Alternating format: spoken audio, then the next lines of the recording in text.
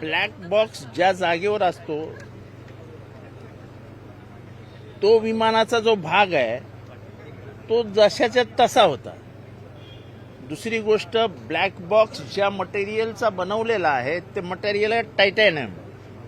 म्हणजे 11,000 सेल्सिअसच्या आगीच्या म्हणजे 10 मध्ये सुद्धा त्या ब्लॅक बॉक्सला काही होऊ शकत नाही अशी परिस्थिती असताना सरळ सांगितलं जातं ब्लॅक बॉक्स जळून गेला. म्हणजे माझ्यासारख्या चौकस मनाच्या माणसाला तर शंका येईलच, ब्लॅक बॉक्स कसा जळून जाऊ शकतो. त्याच्यामुळे रोहित पवार जे मागणी करतायत त्या मागण्यांमध्ये तथ्य आहे. कंपनी कोणाची आहेत, कंपनीत पैसे कोणाचे लावलेत, त्या विमान किती तास उडलं होतं, त्याला एवढे तास उडण्याची परवानगी होती का नव्हती, डीजीसीए काही कव्हर करायला बघतंय का, डीजीसीएचे अधिकारी कोणाच्या दबावाखाली आहेत, ही कंपनी कुठल्या पक्षाच्या आधिपत्याखाली चालते, हे सगळे प्रश्न आले ना आता समोर.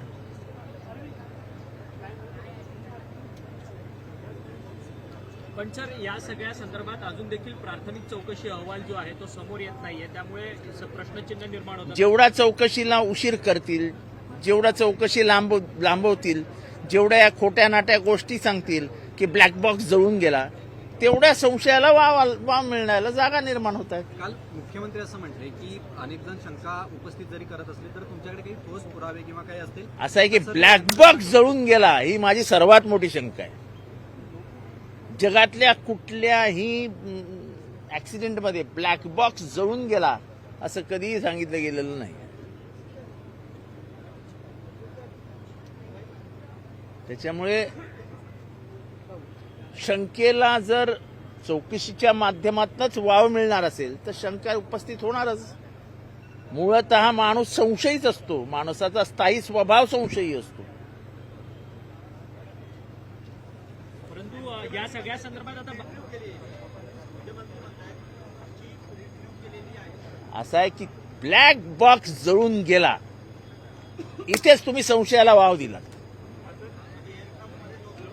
अरे ते भागच तसाच्या तसा आहे. ब्लॅक बॉक्स ज्या ठिकाणी ठेवला जातो तो भाग त्या विमानाचा जशाच्या तसा त्या ऍक्सिडेंटच्या जागेवर पडलेला होता.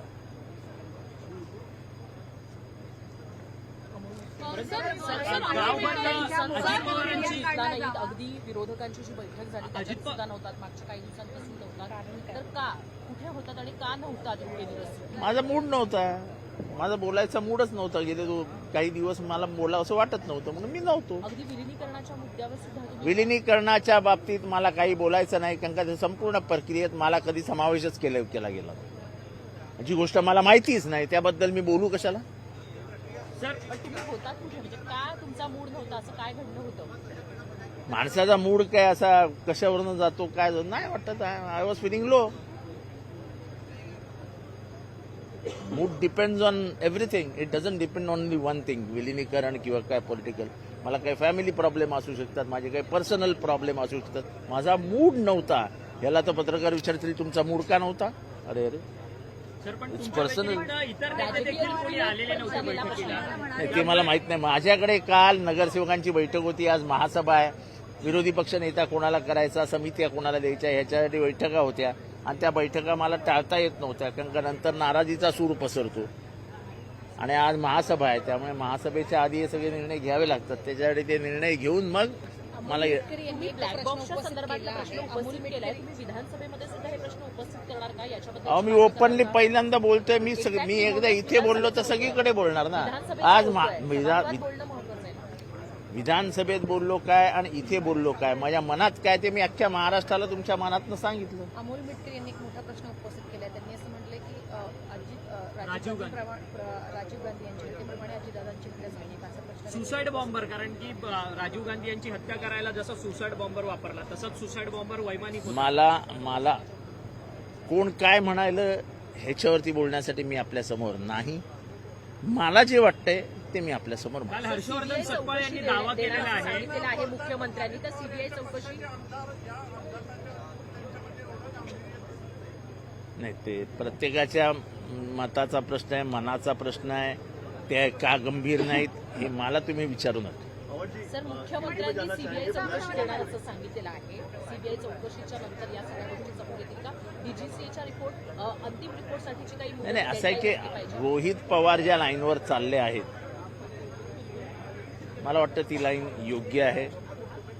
ते बरंच संशोधन करतायत आणि त्या माध्यमातून त्यांनी पैसा कोणाचा आहे ते पहिली गोष्ट म्हणजे त्या विमानाचं माहितीच तुम्हाला देतो की त्या विमानाला भारतात उडण्याची परवानगीच नव्हती.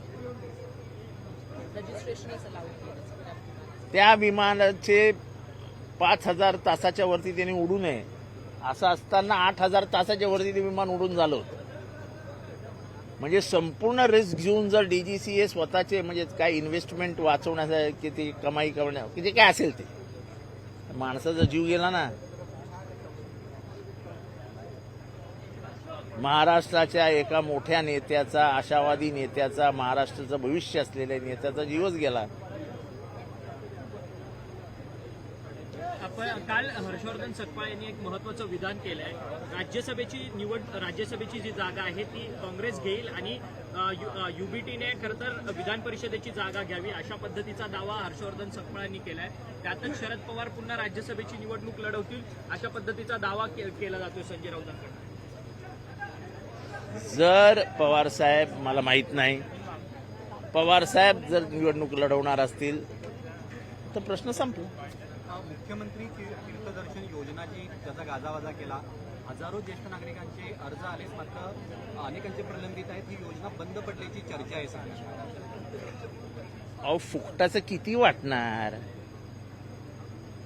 अहो, पैसे नाही तो महाराष्ट्राच्या खिशात.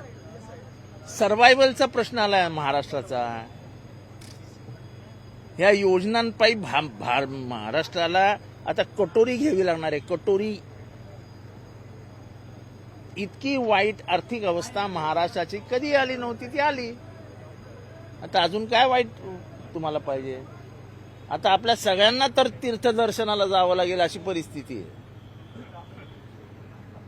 सर, महाविकास आघाडीमध्ये राष्ट्रवादी काँग्रेस शरद महाराष्ट्र पवार पक्ष बाहेर आहे का? कारण की महाविकास आघाडीमधला आम्ही प्रमुख घटक पक्ष आहोत. आम्ही निवडणुका एकत्र लढवल्या आहेत. जिल्हा परिषदेला आम्ही एकत्र होतो. महानगरपालिकेत मी स्वतः त्यांच्याबरोबर चर्चा करून ठाण्यामध्ये, मुंबईमध्ये एकत्र होतो.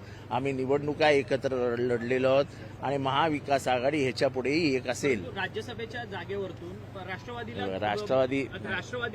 विचारलं का जात नाही? कारण की परस्पर हर्षवर्धन सकपाळ म्हणतात की राज्यसभा आम्ही घेणार काँग्रेस आणि विधान परिषद उद्धव ठाकरे घेतील. अच्छा, ते 2 नंबरचा, पहिले 1 नंबरचा पक्ष शिवसेना आहे, 2 नंबरचा पक्ष काँग्रेस आहे आणि 3 नंबरवर आम्ही आहे. त्याच्यामुळे जी बड़ी भैंस जिसकी है वो ज्यादा दूध का दावा करता है.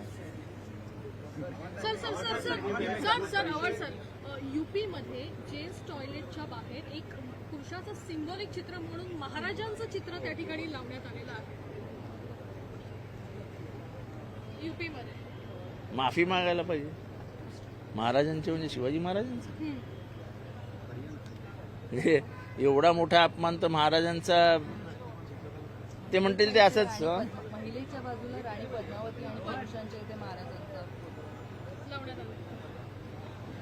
अशा प्रकारे महाराज त्यांना माफ करा एवढंच म्हणू शकतो. तर काय बोलायचं? पण महापुरुषांची अशी विटंबना वारंवार होताना बघायला मिळते आणि ही मुद्दामून केली जाते. भाजपच्या काही मंडळींकडनं महाराजांची विटंबना वारंवार मुद्दामून केली जाते.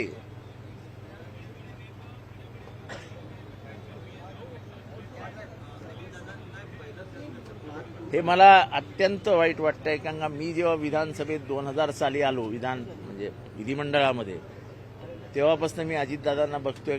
किंबहुना अजितदादांच्या सुरुवातीच्या काळापासून आम्ही अजितदादांबरोबर होतो. कारण का मी या पक्षाच्या एकंदर प्रक्रियेमध्ये 1987-86 साली आलो. तेव्हा अजितदादा पण तरुण वयातच विधानसभेत येत होते. एक असा खूप वेगाने चालणारा, खूप पटापट निर्णय घेणारा. अजितदादांचा स्वभाव वेगळा होता. ठीक आहे, मध्यंतरीच्या काळामध्ये थोडंसं वितुष्ट आलं, पक्ष वेगळे झाले, तेव्हा आमच्यामध्ये खूप वादविवाद झाले. पण तो माणूस ग्रेट होता.